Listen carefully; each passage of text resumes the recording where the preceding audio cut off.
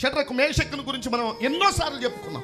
ప్రాణాన్ని ప్రేమించలా, రాజు పెట్టే తిండిని ప్రేమించలా, రాజు ఇచ్చే సౌకర్యాన్ని ప్రేమించలా, సుఖాన్ని ప్రేమించలా. దేవుని మాట కోసం, దేవుణ్ణి గౌరవించడం కోసం అగ్నిలోనికి వెళ్ళిపోతే ఆ అగ్నిలోనికి వారు దేవుడు దిగి వచ్చేసాడు. నిజమైనటువంటి విశ్వాస ప్రత్యక్షతలు గలవారిని దేవుడే అన్నాడు విడిచిపెట్టడం. అందుకనే ఒక చోట అంటాడు, నేను మిమ్మల్ని అనాథులుగా విడిచిపెట్టను అంటాడు. Praise the lord.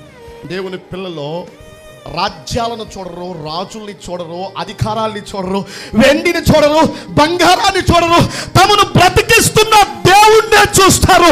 అందుకే ఆ దేవుడు ఆ ప్రజల పక్షంగా ఉండి యుద్ధం చేయ మొదలు పెడతాడు. దేవుడు నీ సమస్యలోనికి దిగి రావాలంటే, దేవుడు నీ కన్నీళ్లు తొడవాలంటే, దేవుని చేత నిర్ణయింపబడినది నీవు అందుకోవాలి అంటే నీ విశ్వాసం ఈ లోక రాజ్యాన్ని చూచేది కాదు, వెండి బంగారాన్ని చూచేది కాదు, నీ సొంత పనులు చూచేది కాదు.